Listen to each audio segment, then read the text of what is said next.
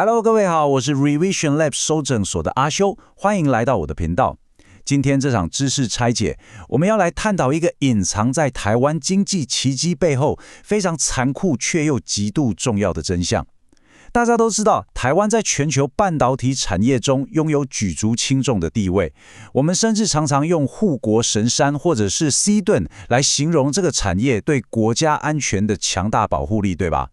但是，当我们在国际上为这面闪闪发亮的 C 盾感到无比骄傲的时候，其实很少人意识到，为了维持这面盾牌的24小时高速运作，底下隐藏着一场极度严峻而且是系统性的资源争夺战。这绝对不是单纯的老天爷不下雨、天气不好的问题而已，这是一场深刻且残酷的资源分配危机。今天我们就用分析师的视角，把这层表面上的现象扒开，看看里面到底发生了什么事。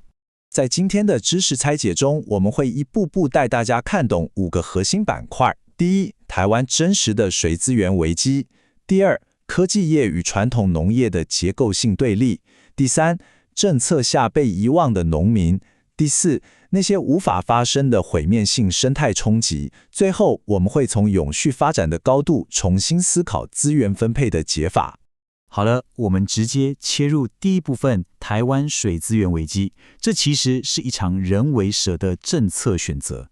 很多人对于旱灾的直觉反应，往往会认为这单纯就是气候变迁惹的祸，是降雨量不足导致的自然现象。这种将危机完全归咎于老天爷的说法，其实是一种安抚人心的错觉。极端气候确实存在，没有错，但我们现在面临的根本性危机，更多是来自于主动而且是刻意的资源转移。这是一场人为的政策选择，这个选择决定了谁有水可以用，谁又必须面临干涸。我们来具体感受一下一个数据的严重性，17%，这是4月份南部增文水库的蓄水率。各位可以想象一下，当蓄水率跌到17%这个数字的时候，原本广阔深邃的库区其实已经干涸见底了，裸露出来的河床裂开，就像是一片荒漠一样。然而，就在同一片土地上，那些被标签为高耗税的科学园区，却依然维持着100%的全面运作，生产线上的晶圆运转真的是连1秒钟都没有停下来过。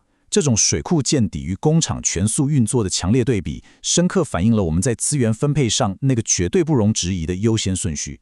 重点来了哦！如果我们把目前的旱象与2021年那场被称为100年大旱的危机进行逻辑比对，你会发现一个非常不合理的矛盾现象。根据数据记录，2021年的时候，整体的降雨量其实比现在还要少，自然环境的缺水程度绝对是更加严重的。但是现在的农民却面临着比当年更严苛、更不留情面的停水措施。你一定会觉得奇怪，为什么自然条件稍微好一点，降雨多了一点，农民的处境反而变得更糟了呢？答案就在于政府采取了史无前例的预防性停水措施。这句话的意思就是，水库里面其实还有水，但是为了防患未然，政策选择提前切断了农业的灌溉用水。简单来说，就是先把农民的水管捏住，以备不时之需。这就直接导引到我们的第二部分，科技业与农业的对立，这已经变成了一场资源争夺的零和游戏。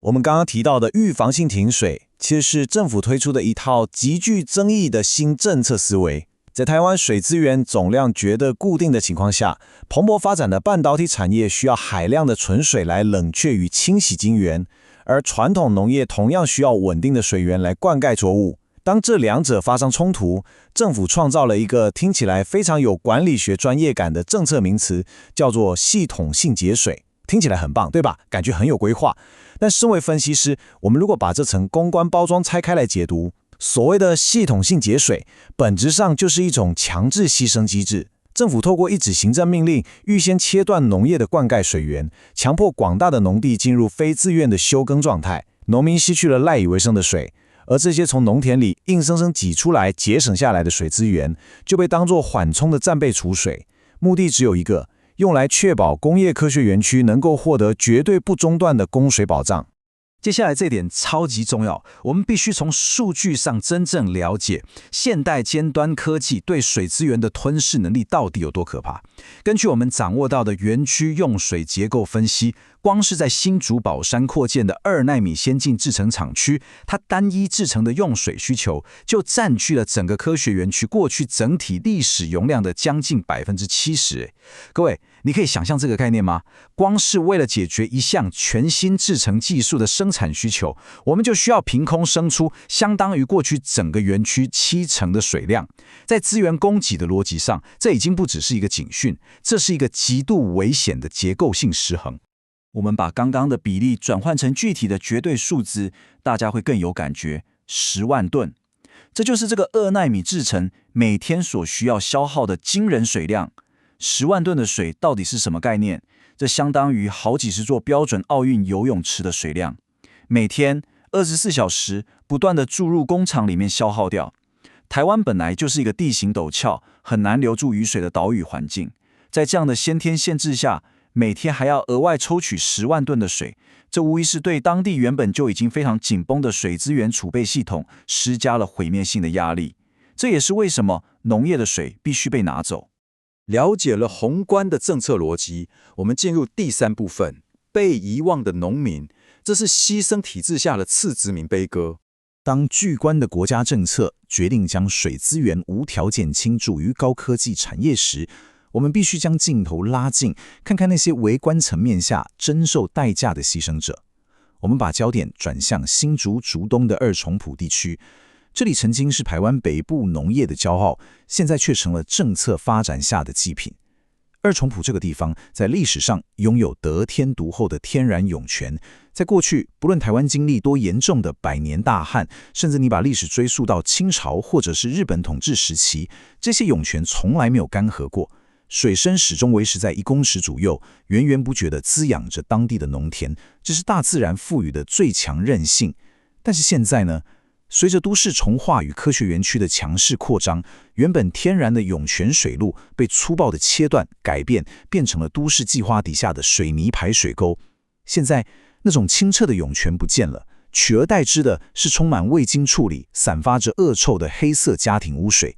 一个几百年来充满韧性的自然生态与农业系统，就这样被所谓的现代化开发彻底摧毁。面对这种情况，当地的农民吴坚石先生说出一句非常沉痛、非常精辟的话：“我们是护国神山下的次殖民。”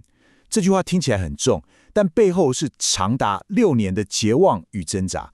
吴先生其实是一个非常有远见的农民，他不是只会抱怨，他早就预料到科学园区不断扩张，迟早会来抢水，所以他花了整整6年的时间，投入资金与心力，研发出极度节水的有机无毒栽技术。他试图用技术创新来对抗未来的缺水危机，但是现实是残酷的。当政策决定关闭水门的那一刻，他所有的创新与努力都化为乌有。政府用人工强制的方式切断了源头水源，让就算是最具韧性、最懂得节水的农民，也无法逃脱被扼杀的命运。这就是政策的暴力。我们继续聊下去。第4部分，我们要谈谈毁灭性的生态冲击。这是一场在干涸河床中无声无息进行的浩劫。经济层面的受害者，像是农民，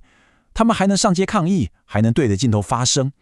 但在这场水资源争夺战中，还有一群完全无法发声的受害者，那就是在干涸河川中逐渐死去的生态系。当我们把水库的水全部拦截，一滴都不留给下游河川的时候，就是一场生态大屠杀。我们以台湾的原生鱼种日本图头鲨为例子，来拆解河川断流在生物学上的致命逻辑。这是一种洄游性鱼类，它们的生命周期是一个非常严密、演化了千万年的循环。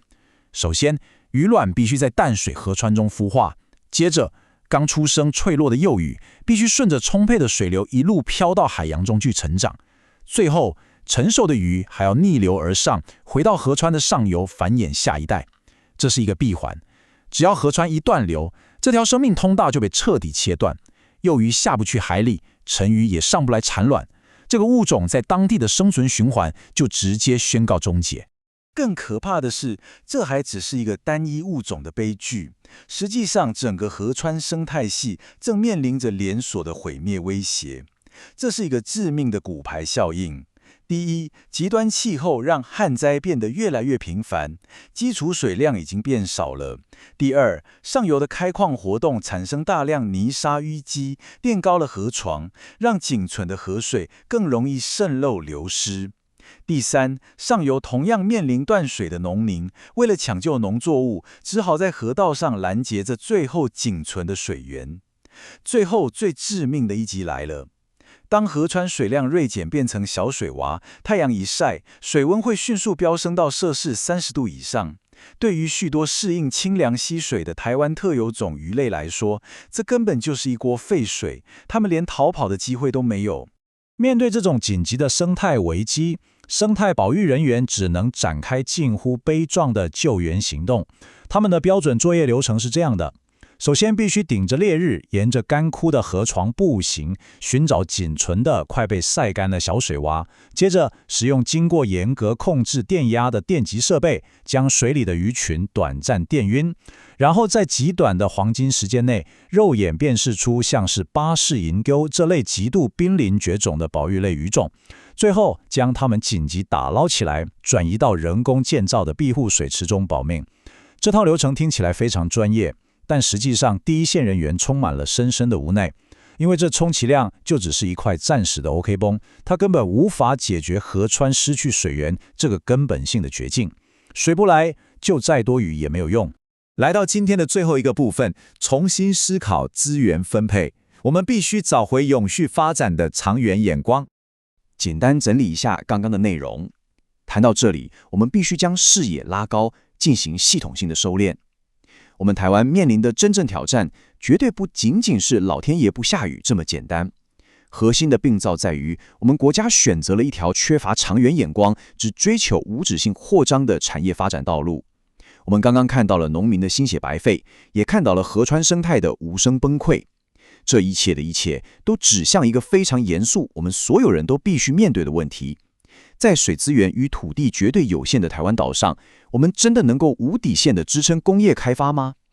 许多环保团体与有识之士不断警告，如果科学园区的扩张没有设下资源的天花板，未来的缺水将不再是新闻，而是我们每一年、每一天都必须面对的地狱日常。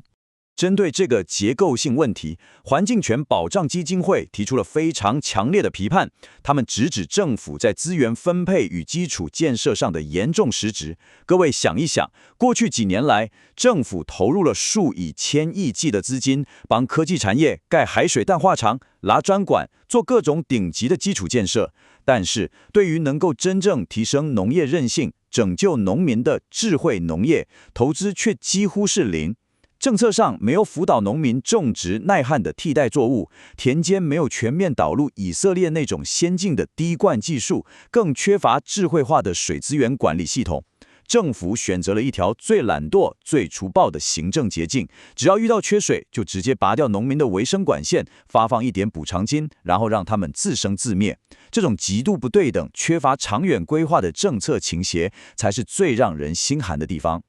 身为分析师，我对这整个事件的结论非常明确：极端气候已经是我们这一代人必须接受的新常态。在这个新常态下，如果一个国家的生存策略依然是停留在遇到危机就找一个相对弱势的群体来牺牲，那么这个系统是极度脆弱的，这个国家也是没有未来的。为了短期的科技霸权与漂亮的经济数据，轻易地牺牲掉农业基础与生态环境，这不仅削弱了我们面对未知灾难的环境韧性，更直接威胁到台湾长期的社会稳定与生存根基。最后总结今天的3大重点